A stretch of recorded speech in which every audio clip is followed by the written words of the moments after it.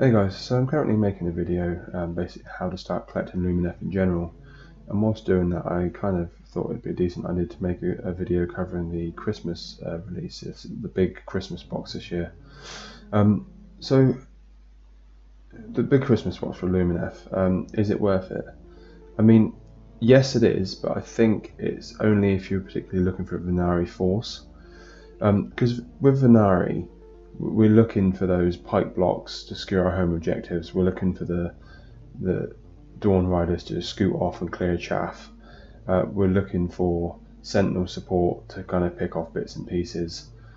With mages and blade lords, bolt throwers, that sort of thing's what you want with that kind of Vanari mindset.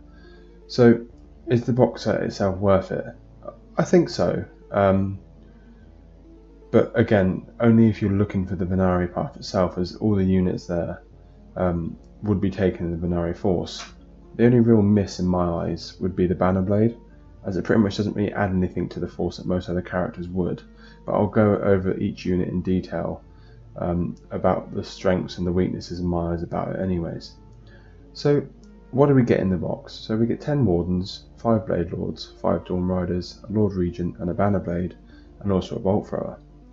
So the Wardens, these are your essential Vanari units, as they are only basic battle line option, but they also allow you to take a unit of Sentinels or Dawn Riders as battle line for each unit of Wardens which is taken, which is great.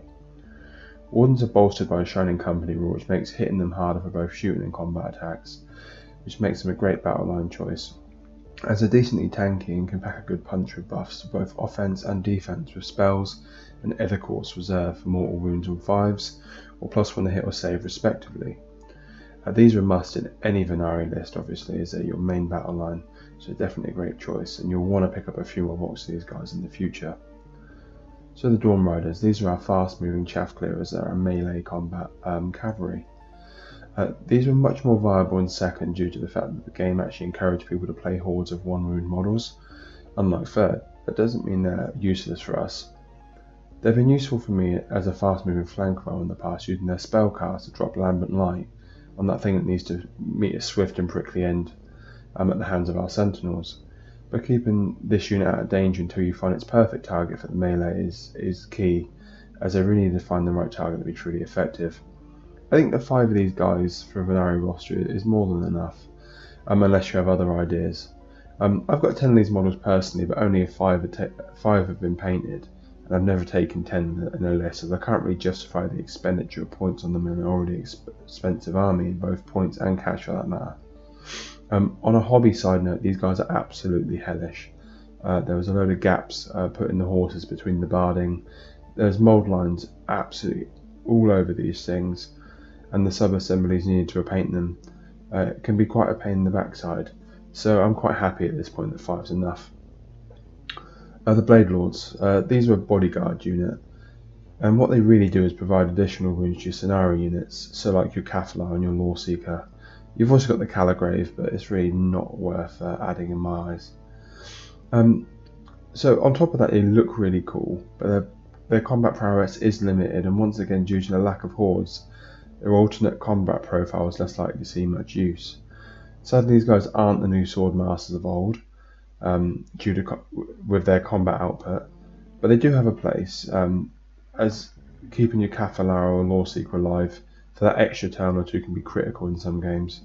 And I think for the most part a unit of 5 of these should do the job well enough.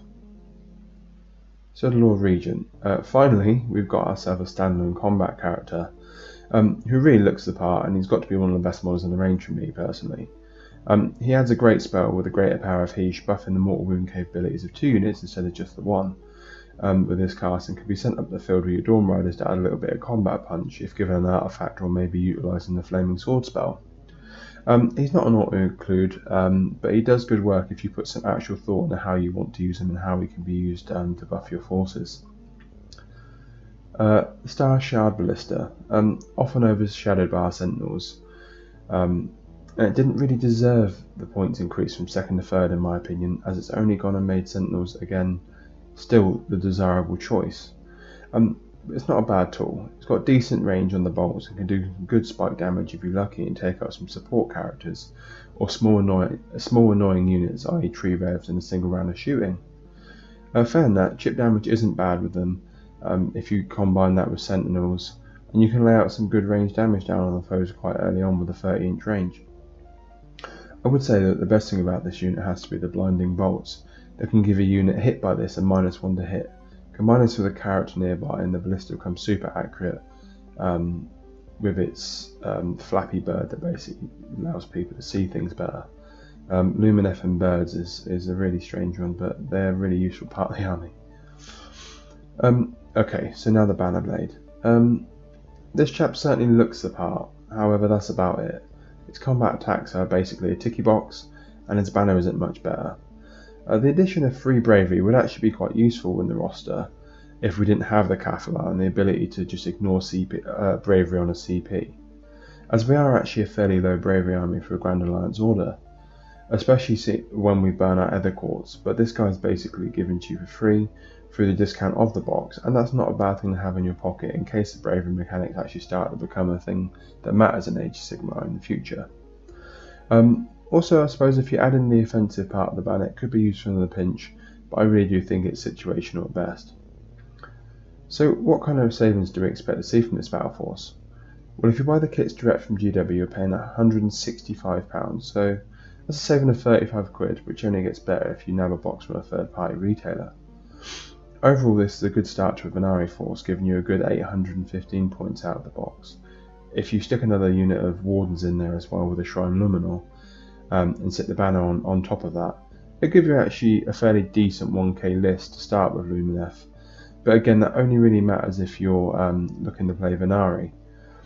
So that's my thoughts on the box. I think it's a pretty good one if you can actually manage to get your hands on it, but product scarcity is a thing.